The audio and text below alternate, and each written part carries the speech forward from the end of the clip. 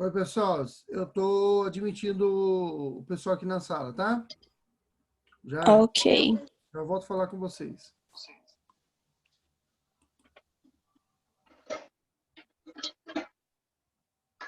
Acho que já entrou todo mundo.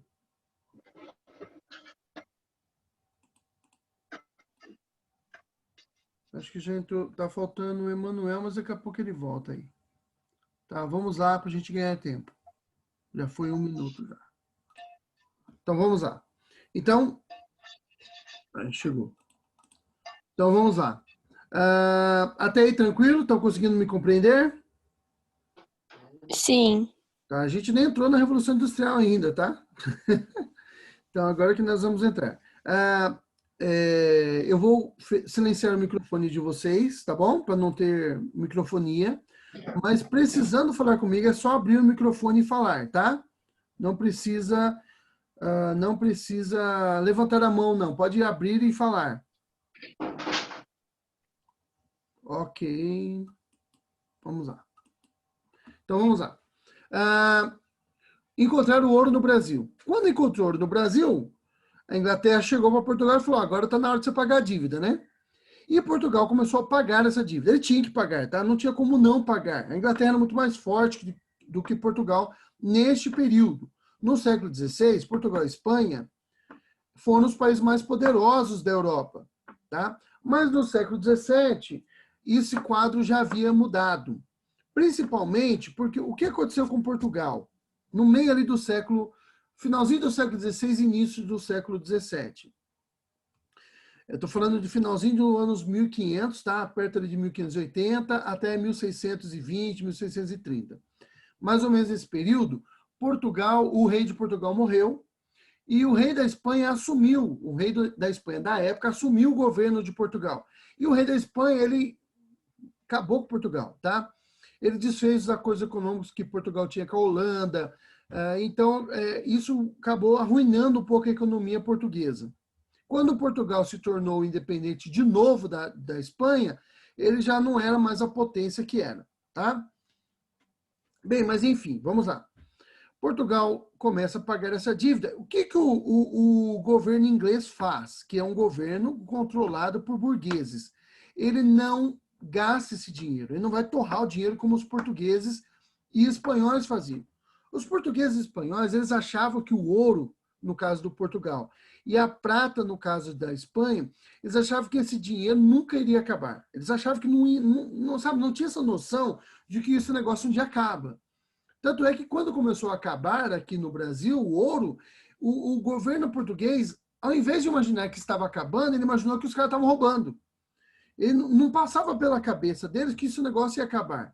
Parece estúpido, mas a gente tem que entender que é um outro período da história, tá? Não tinha os conhecimentos que nós temos hoje. Então, eles achavam que era um negócio que não ia ter fim nunca. Então, eles torravam o ouro deles. A Inglaterra, ao invés de torrar, quando a Portugal começou a pagar a dívida, e era muito dinheiro, em ouro, tá? Começou a pagar essa dívida, o que os ingleses fizeram? Não só pagar, mas também a gastar mais, tá? Os portugueses agora estão com bastante dinheiro, o dinheiro está chegando a rodo, e aí o que eles fazem? Eles começam a comprar mais coisas da Inglaterra. Tá? Então eles começam a gastar muito dinheiro.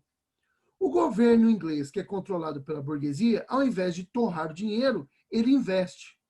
Ele investe em quê? Investe em infraestrutura, ou seja, construção de estradas, construção de pontes. A ideia deles é preparar o país para se tornar um país grande, poderoso. Então, para isso, nós precisamos escoar produção, nós precisamos de estrada para que possa transportar produção. Eles começam a investir em pontes, começam a investir em navios, né, navios de mercadoria, né, navios mercantes, para transportar os seus produtos para outros locais, porque não dá para você ficar pensando em vender somente para a Inglaterra e para Portugal. Os outros países não querem comprar da Inglaterra. Então, o que ela quer fazer o quê? Ela precisa de navios potentes, possantes. Se cair, ô Emanuel, por causa da conexão. Se cair, manda, clica no link de novo e eu admito você, tá bom? Qualquer um aí. Caiu, clica no link, que é esse segundo link aí, que vocês vão conseguir entrar na sala, tá? Então, começou a investir em marinha de mercante, para transportar esse produto para outras regiões do mundo, já que na Europa estava difícil. E por que estava difícil? Porque todos os países estavam pensando em comprar e ninguém queria, ou melhor, todos os países da Europa estavam pensando em vender e ninguém queria comprar. Porque quando dinheiro meu vai para outro país, o que esse país faz? Fica mais rico e mais poderoso do que o meu. E se ele está mais poderoso que o meu, o que impede ele de invadir o meu país? Tá? Era isso que a França pensava. Era isso que, enfim, a Holanda pensava, a Bélgica pensava, o que todos os países estão pensando na época. Eu não quero comprar nada de ninguém, eu só quero vender. Tá? Se todo mundo quer vender e ninguém quer comprar, não dá para ter comércio. Então a Inglaterra vai fazer o quê? Ela vai buscar formas de encontrar outros locais do mundo onde ela possa vender os seus produtos, tá? Principalmente na Índia, tá bom? Principalmente na Índia. Na Índia, Índia mesmo, tá? Não falo Índia como os europeus pensavam Índias no século XVI, XVII. Eles achavam que as Índias eram... A América era Índias também, tá? A China, Índia, tudo para eles é Índia. Não, no caso da Inglaterra é Índia mesmo, tá bom? O país Índia ali. Eles estão pensando em ir para outros locais vender. Então, precisa de uma maria boa. Uma maria boa de mercadoria, para você transportar mercadorias, precisa de uma marinha de guerra para proteger esse transporte de mercadorias.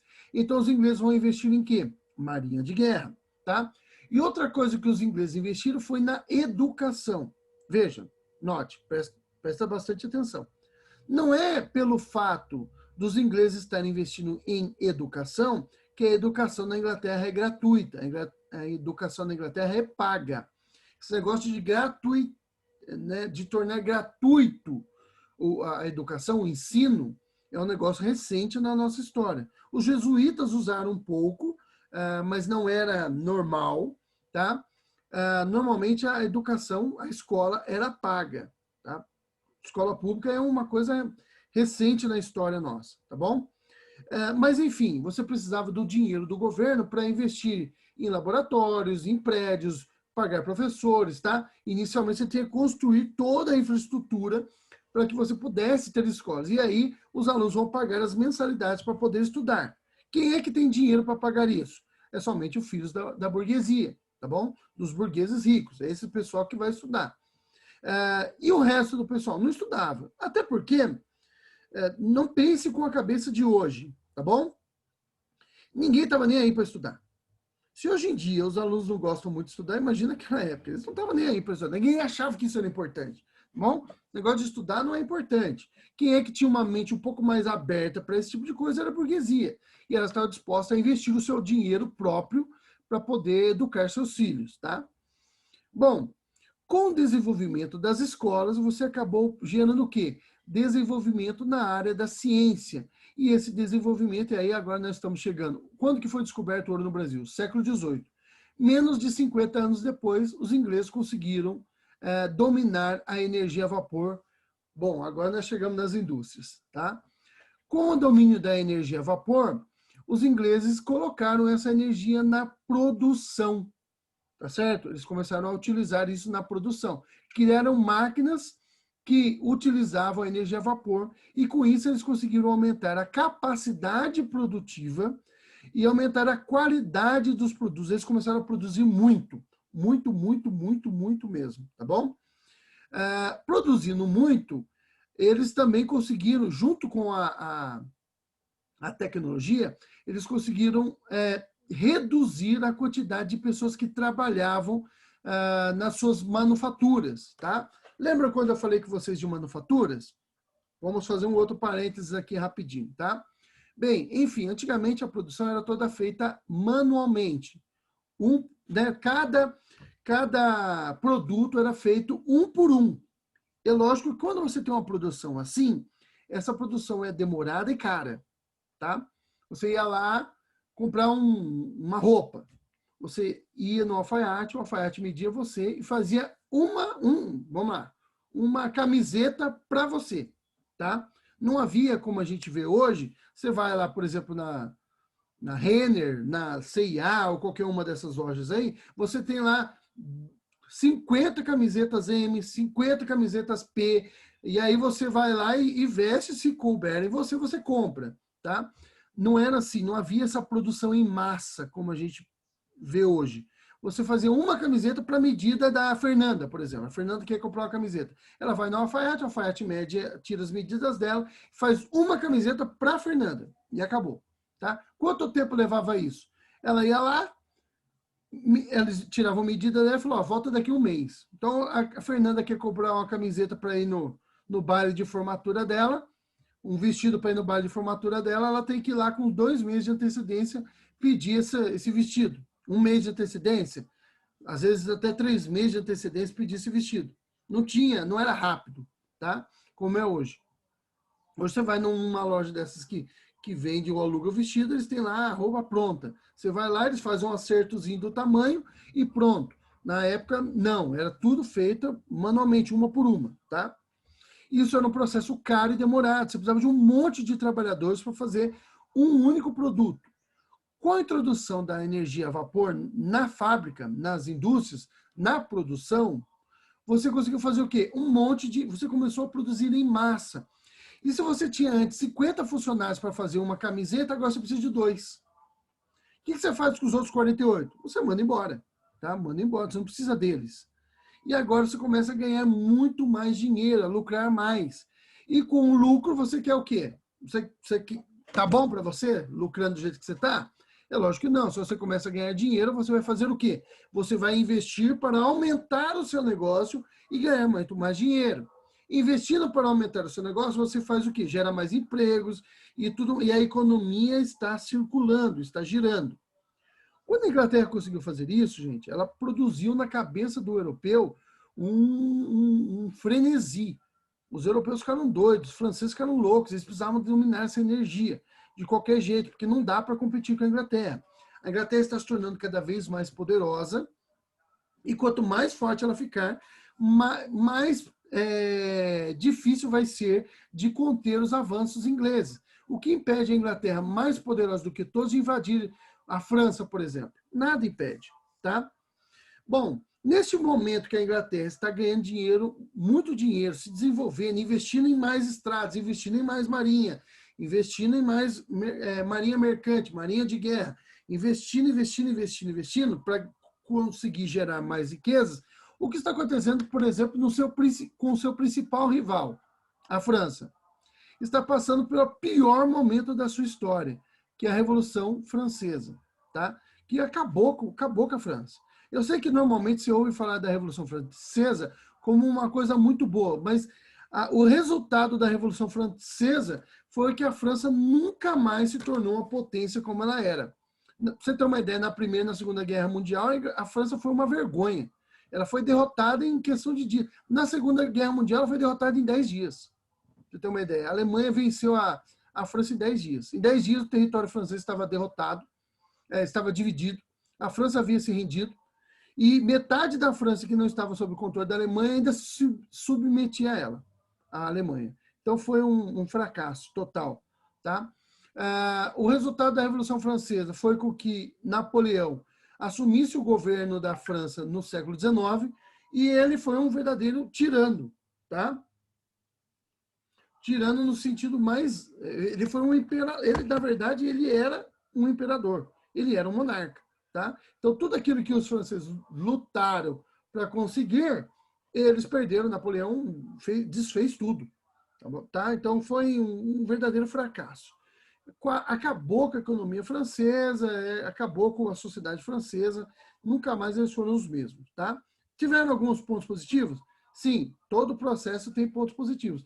Se a gente for procurar bem, até na Alemanha nazista a gente conta pontos positivos. Tá? Mas os pontos negativos superam os positivos. Mas vamos voltar para a Inglaterra, tá? A Inglaterra está produzindo, ganhando muito dinheiro, e isso vai fazer com que todos os países busquem alcançar o poderio inglês. Quando eles, enfim, conseguem, quando a França, lá no século XIX, quase 50 anos depois da Inglaterra, consegue dominar a energia a vapor, a Inglaterra já está na energia elétrica, e ela já está na segunda fase da Revolução Industrial, tá certo? Bom, a Inglaterra consegue ela está na primeira fase sozinha. Na segunda fase, a França entra a França, aí as coisas já se estabilizaram ali na França, ali mais ou menos por volta da metade do século XIX, o Napoleão já foi derrotado,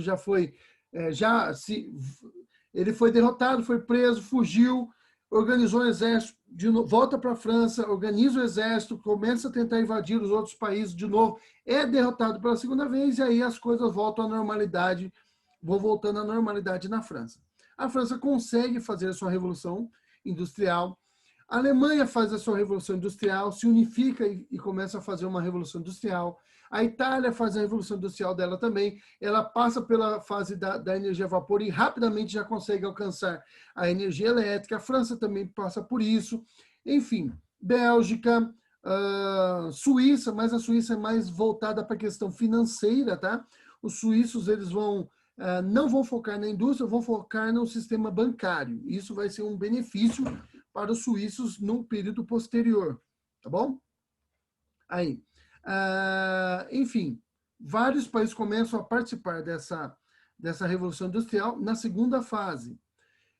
E 2 países são interessantes a gente frisar, 2 países fora da Europa também participam dessa revolução industrial, da segunda fase, que são Estados Unidos e Japão, tá? Um na América e o outro na Ásia. Esses 2 países são os 2 únicos países fora da Europa que conseguem participar da Revolução Industrial. Outra coisa também que vale a pena ressaltar, tá? A Rússia, ela não consegue participar da Revolução Industrial, nem da primeira e nem da segunda, mas ela vai ser industrializada. Como? Os franceses vão fazer acordos financeiros com os russos e vão construir empresas francesas em solo russo e vão dar trabalho para os russos. Isso vai causar um certo ressentimento. É importante a gente focar nisso, porque isso vai causar algumas mudanças, vai levar a Revolução Russa mais adiante, tá bom? Isso vai causar alguns ressentimentos entre os russos, que vão ser obrigados, eles sempre foram bastante xenofóbicos, ou seja, os russos, eles odeiam os estrangeiros, até hoje, tá? Eles não gostam de estrangeiro de jeito nenhum, tá? Não gostam mesmo, eles odeiam. Bom, tá bom? Mas eles vão ser obrigados agora a se submeter ao poderio econômico francês. Nós estamos falando já final do século XIX, início do século XX, tá bom? Já aí 100 anos depois da Revolução Francesa. As coisas estão começando a se reorganizar na França, tá? Ou já estão sendo reorganizadas na França. Bem, outra coisa também é o seguinte, importante você pensar. A Alemanha e Itália, eles entram de forma tardia no processo de Revolução Industrial. Por quê? Porque a Alemanha, ela não era país até século XIX, nem Itália. Eles eram uma região, tá? Eles eram uma porção de cidades-estado, uma região, né? A região ali da Alemanha, era formado por várias cidades-estado. Eu acho que teve um pessoal aí que caiu, tá? Era formada por várias cidades-estados, independentes umas das outras, e que viviam em conflito entre elas. Até que no século XIX acontece um evento que a gente chama de Primavera das Nações. Tá? Formam-se vários países ali na Europa, principalmente Alemanha e Itália. Unificam-se as regiões ali da Itália e formam um país chamado Itália, e unificam-se as regiões ali da Alemanha, as várias regiões da Alemanha, e formam a Alemanha. E quase que imediatamente após a sua unificação, esses países, Itália e Alemanha, começam a se industrializar. O problema é que agora nós temos que parar um pouquinho e voltar um pouquinho na história para poder seguir por um outro caminho. Durante o período da Revolução Industrial, como não havia possibilidade, ou as possibilidades de comércio entre os europeus era muito baixa, porque lembra que eu mencionei agora há pouco que todo mundo queria vender e ninguém queria comprar? Se todo mundo na Europa quer vender e ninguém quer comprar, não dava para ter comércio entre os europeus. Então eles precisavam buscar outras regiões do mundo para realizar comércio. Bom, o mundo tem 6 continentes. Um desse continente é totalmente gelado, congelado, não tem gente lá, tá? Que é a Antártida ou Antártica. Você só tem pinguim lá e não dá para vender nada para pinguim. O outro continente é a Europa. A Europa está difícil de fazer comércio com os europeus porque eles não querem comprar, eles só querem vender. O máximo ali você consegue, por exemplo, Inglaterra e Portugal fazer relações comerciais entre eles, mas porque tem acordos econômicos antigos, tá? Mas ali, Inglaterra, francês não compra produtos ingleses, inglês não compra produtos franceses, ninguém compra produto da Holanda, é um negócio complicado ali, tá bom? O comércio é muito pequeno entre esses países. Então você tem muito produto, você quer vender esses produtos. Não adianta você gerar muito, produzir muita coisa e não ter para quem vender. Nas Américas, as Américas elas eram colônias, tá? O único país que surge ali como independente, na verdade são dois, num primeiro momento, é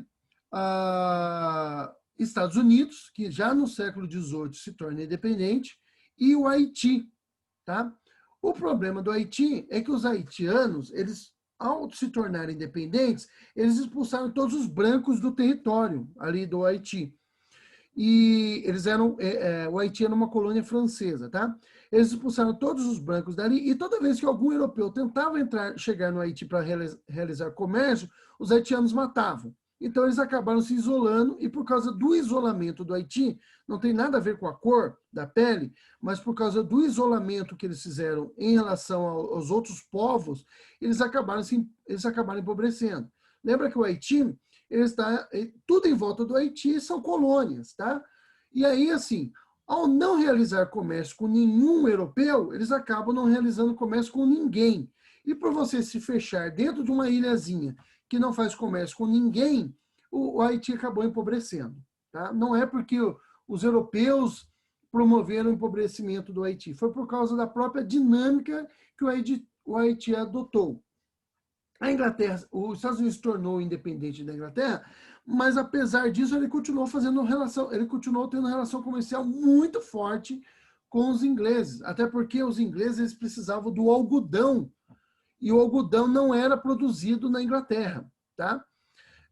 Lembra que a Inglaterra produzia tecidos. O tecido basicamente são feitos de 2 produtos, lã e algodão, tá? A lã vem da ovelha e não é fácil de conseguir, é caro. Tá? O algodão é muito mais barato e é um substituto muito mais, enfim, muito melhor do que a lã. Então os ingleses precisavam comprar lã. E de que eles compravam? Compravam do próprio Estados Unidos, tá? Que agora era independente. Tirando esses 2 países, o restante é tudo colônia. Ou é colônia inglesa, ou é colônia francesa, ou é colônia da Espanha, ou é colônia de Portugal.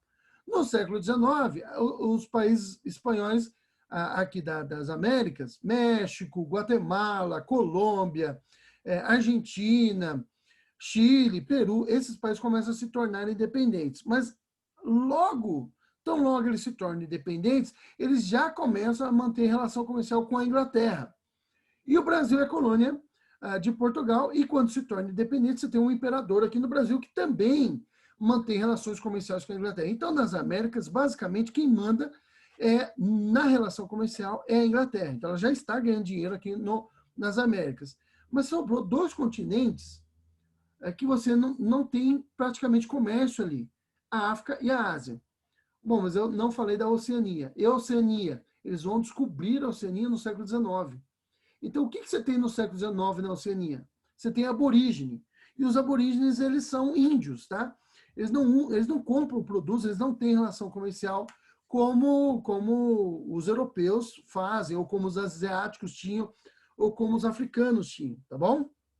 Bem, os europeus no século XIX, com o desenvolvimento tecnológico que eles adquiriram, com o investimento desse desenvolvimento na marinha de guerra, eles conseguem mudar os seus navios, né, modificar os seus navios, para que eles possam navegar não apenas em mar, mas também nos rios. Isso deu uma grande vantagem para os ingleses, tá? Outra coisa que os ingleses fizeram foi desenvolver vacinas para as doenças que eram comuns em território tropical. Então, por exemplo, doenças que eram comuns na África e no Brasil, que é malária, dengue, tifo, essas doenças aí, que os europeus não tinham resistência para ela, quando eles pegavam malária, morriam. Quando pegava dengue, morria. Quando pegava tifo, morria. Eles começaram a desenvolver vacinas. Como que eles conseguiram desenvolver vacinas? Por causa daquele desenvolvimento tecnológico, desenvolvimento educacional que tinha sido feito na Inglaterra lá no século XVIII. Então, 100 anos depois, eles estão se beneficiando disso. E eles conseguem invadir a África. Quando eles invadem a África, eles dividem a África e parte do território asiático entre eles. Parte da África e parte da Ásia passa a ser dividida entre os europeus, tá? E os Estados Unidos também, tá bom? Os Estados Unidos também tem colônia na África. Inclusive, os Estados Unidos chega a comprar uma colônia, um território grande lá da África, e o que ele faz com esse território? Quando acontece a Guerra Civil Norte-Americana e o Norte vence, as colônias, ou melhor, não é mais colônia, né, já é um país, e os estados do Norte, lá dos Estados Unidos, vencem os estados do Sul, eles libertam os escravos. E aí os Estados Unidos ele pega navios e pergunta, né, faz uma proposta para os africanos que haviam ficado nos Estados Unidos, que quisessem retornar para a África, eles mandaram esses caras de volta para a África, pagaram uma indenização. Olha só que coisa interessante, que vocês não ouvem falar, tá? Se eu não me engano, é Uganda, tá? Uganda. Ou Líbia, eu não lembro direito qual é o país lá da África, que os americanos pegaram os africanos que quiseram ir embora, deram uma indenização para esses caras, compraram terrenos lá dividiram os terrenos ali nessa região ali da África e mandaram de volta os africanos que quisessem retornar para a África. E foram muitos, milhões de africanos voltaram para a África nesse período, com dinheiro de indenização que o governo americano pagou e recebendo o território do governo americano lá na África, tá? Esse foi um dos momentos icônicos da história, que ninguém fala para vocês, tá? Mas aí uma pesquisazinha aí, vocês conseguem encontrar isso aí no Wikipedia mesmo, vocês conseguem encontrar. É coisa bem fácil de se achar, tá? Bem, mas o território africano foi dividido entre os europeus, que exploraram esse território. Qual é a finalidade de você fazer uma colonização? É você dominar o território. Mas, e aí a gente está entrando na questão do darwinismo social, tá? Tirando esse episódio aí americano, normalmente a exploração, né, era o comum, normalmente o comum, tá? Da exploração africana ser uma exploração violenta e predatória, tá bom? Bom, a população europeia, em sua grande maioria, era cristã e não aceitava esse tipo de exploração. Então, era necessário que os governos europeus colocassem na mente lá da população, né, do povo, que essa colonização na África e na Ásia, ela era feita por uma boa causa. Tá? Como foi que eles fizeram isso? Bem, os cientistas europeus, eles desenvolveram uma teoria baseada na teoria do Charles Darwin. O que o Charles Darwin fez lá no século XIX? O Charles Darwin ele viajou pelo mundo, ele não foi o primeiro a fazer uma teoria evolucionista, mas a teoria evolucionista dele é a que está presente até hoje. Já sofreu várias modificações, porque a teoria dele é muito fraca, tá? Mas ele já sofreu várias alterações, mas ele, na época, foi considerada a melhor teoria de evolução da época, tá? Da época lá. E ela dizia o seguinte, haviam as mudanças ou as espécies que hoje existem, elas existiram através de longos processos evolucionistas, tá? Ou seja, você teve lá, em algum momento, na época não existia a teoria do Big Bang, tá? A teoria do Big Bang é do século XX, bem mais recente. Eles não sabiam como a Terra havia surgido, mas eles imaginavam que, ao surgir a Terra, né, de alguma forma que eles não sabiam explicar, surgiram seres unicelulares, seres com uma única célula, ou melhor, células, né? Surgiram células, moléculas se tornaram células, por algum momento, de uma forma que eles não sabiam explicar. Eles criaram inicialmente a teoria deixa eu ver se eu lembro, a teoria biológica da geração espontânea, tá? O nome da teoria, ou seja, espontaneamente matéria inorgânica se torna orgânica. Depois foi provado que isso não existia, depois criaram várias teorias, uma delas que foi criada é da sopa primordial, que também o próprio cara que desenvolveu a teoria da sopa primordial depois disse que ele havia fraudado a sua pesquisa. Mas enfim, até hoje ninguém sabe como foi que a vida surgiu, mas a teoria está aí. Através de processos de mutações que aconteceram por acaso, a vida foi se tornando cada vez mais complexa, e à medida que havia uma mutação, o ser mais adaptado, ele acabava promovendo a morte, né, o desaparecimento daquele menos adaptado. Então, por exemplo, eles dizem que a vida surgiu no mar.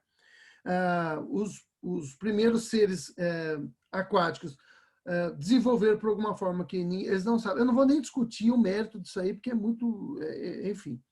Mas assim, desenvolveu pulmão, e aí eles começaram a respirar fora da água, tá? E aí, à medida que os animais foram desenvolvendo patas e todas essas coisas, eles foram se adaptando melhor, e aqueles que não iam se adaptando, as espécies, aquelas formas de espécies. Deixa eu explicar melhor para vocês isso aí. Como que eu vou explicar? Por exemplo, o cachorro. O cachorro, aquele que se adaptou melhor, ele foi promovendo o desaparecimento dos cachorros que não tinham se adaptado tão bem, tá? No caso ali é o lobo, né? O cachorro já é uma espécie moderna, né, ou doméstica do lobo. O lobo mais adaptado promoveu o desaparecimento do lobo menos adaptado, tá? Não sei se dá para vocês entenderem isso daí. Da mesma forma que aqueles mais adaptados, né? A gente fala a lei do mais forte, mas não foi bem isso que o Darwin disse, tá? Ele não disse o mais forte sobrevive, é o mais adaptado sobrevive, tá? O mais adaptado, ele sobrevive, o menos adaptado desaparece, tá? Então, sociedades mais adaptadas ou melhores, elas vão produzir o desaparecimento de sociedades menos adaptadas. O que os cientistas sociais do século XIX fizeram? Pegaram essa teoria evolucionista, que é totalmente biológica, adaptaram ela para teorias sociais. Como que eles fizeram? O seguinte, da mesma forma que os animais se desenvolvem e se tornam melhores, sociedades também se desenvolvem e se tornam melhores. Então, as sociedades mais primitivas, ou seja, aquelas menos desenvolvidas, elas são aquelas que o homem corre em volta da fogueira, eles são aquelas que são reunidos em forma tribal, ainda não tem propriedade, não tem comércio, não. Quem que para eles eram assim? Os índios, os africanos, tá? Os aborígenes. Esses povos eram considerados por eles como atrasados, povos primitivos, tá? A característica desses povos é que eles tinham pele ou negra, ou preta, ou vermelha, tá? Depois dos menos adaptados aos mais primitivos, você tinha os asiáticos, você tinha os judeus e você tinha o europeu, tá? Foi baseado nessa teoria científica, note que isso é considerado ciência. Isso não é considerado religião, não, é ciência, tá? É uma bobagem, mas era considerado ciência, tá certo? O que o nazismo fez? Ele só pegou essa última fase e falou assim, não, depois dos europeus você tem um povo ainda mais desenvolvido que o europeu. Quem que são? Os nazistas, os alemães. Tá? Só criou o última escala aqui, que seriam os mais desenvolvidos. Mas a gente não chegou ainda no nazismo, vamos ficar só aqui no europeu. Qual, então, é a obrigação do povo europeu? É promover o desenvolvimento desses povos que estão primitivos ainda, tá? Desses povos que estão correndo, adorando a lua, tá? Adorando o sol. Eu não estou emitindo nenhum juízo de valor. Essa foi a forma que eles pensavam, tá bom? Não importa o que eu penso, é o que eles pensavam, tá? que corriam em volta da fogueira. Os africanos, a maioria deles nem corriam em volta da fogueira. Mas para o europeu, todo mundo que está fora da Europa corre em volta da fogueira, tá? Fica gritando, adorando a lua, saudando o sol, essas coisas aí que estudante de humanas faz. Zoeira. Essas coisas aí, até porque eu sou estudante de humanas também, eu nunca fiz isso. Mas essas coisas aí para eles eram coisas de gente primitiva. O que nós temos que fazer? Nós temos que promover o desenvolvimento desse povo. Eles querem fazer isso? Não. Quem está lá no modo primitivo não quer se desenvolver. Então, o que eu tenho que fazer? Eu tenho que promover, mesmo que a força. Tá? Esse é o que eles chamam de fardo do homem branco. Tá? Ou o dever divino. Tá? Deus colocou eles no mundo para fazer isso. Então, a partir dessas teorias científicas, a população europeia isso acalmou a consciência dos europeus. Então, assim, olha, isso até vou explorar os africanos, eu vou explorar asiáticos, mas estou fazendo isso por uma boa causa, para ajudá-los. Tá? E com isso vai haver a colonização da África e da Ásia. Tá? A Inglaterra, bem rapidamente, coloniza a Índia. Os indianos, eles eram os maiores produtores de tecido do mundo, mais do que a Inglaterra. Assim que a Inglaterra domina a Índia, proíbe os indianos de fazer tecidos, e aí a Inglaterra assume aí como o maior produtor de tecidos do mundo, que era o principal produto da primeira Revolução Industrial. Na segunda Revolução Industrial, eles ainda produzem tecidos e outras coisas, tá? Tecido não é o único produto, é o principal. Eles produzem outras coisas, mas na segunda fase da Revolução Industrial, além da energia elétrica, os ingleses conseguiram, americanos também, tá? Principalmente americanos, conseguem desenvolver um motor de combustão, ou seja, um motor de automóvel. Tá? E aí entra na segunda fase, no metade da segunda fase da Revolução Industrial, com a produção dos automóveis, que é o grande produto da segunda Revolução Industrial. Tá? Carro. E não só carros, né? Aviões e tudo mais que surgiram aí no finalzinho do século XIX, início do século XX. Tá bom? Esses produtos aí. E aí vão ser o grande diferencial da Revolução Industrial. Pessoal, faltam 2 minutos para acabar a aula. Eu vou parar por aqui. Vocês querem perguntar alguma coisa? Podem me perguntar no pessoal do WhatsApp. Vocês têm meu número aí, tem o meu contato. Podem falar agora. Eu não vou abrir o microfone de todo mundo. Você abre o seu microfone, faça qualquer comentário aí. Tá dando para entender? Tá rápido demais? Como é que tá? É para falar, gente. Pode falar. Não, por mim tá tranquilo. Rápido sempre foi, mas assim, a gente pega. Rápido vai ter que... Porque tem que ser. E também porque eu estou fazendo uma revisão de coisas que a gente já viu. Eu sei que é difícil lembrar, mas do ano passado e comecinho deste ano. Assim que a gente chegar onde nós estamos da história, que eu acho que eu vou levar um mês mais ou menos para chegar, a gente consegue fazer um pouco mais devagar. Mas se eu não fizer assim, a gente não consegue chegar no final do século XX, tá? Então, aí eu vou ter que correr. Por isso que leiam os textos que eu mandei e que eu vou mandar de novo para vocês. Para quem que eu combinei que ia mandar? É para Stephanie ou para quem que eu falei que ia mandar? Para Catarina. Isso. Para Catarina. Eu vou mandar, dê uma lida. Tá bom, Beatriz? Lava o rosto aí, toma um café forte. Tá bom? Pessoal, já vai acabar. Se cair, eu não vou voltar de novo, tá bom? Outra coisa, eu gravei essa aula. Se vocês quiserem, eu ponho ela no YouTube e você pode assistir de novo com calma. Querem isso? Oi. Tá, então eu vou colocar no YouTube e depois eu vou mandar o link para vocês, tá bom? Beleza, professor. Obrigada. Eu vou criar uma outra página para mim aí no YouTube e vou mandar para vocês os links. Eu vou subir esses vídeos entre hoje e amanhã, tá? No YouTube e depois eu mando para você.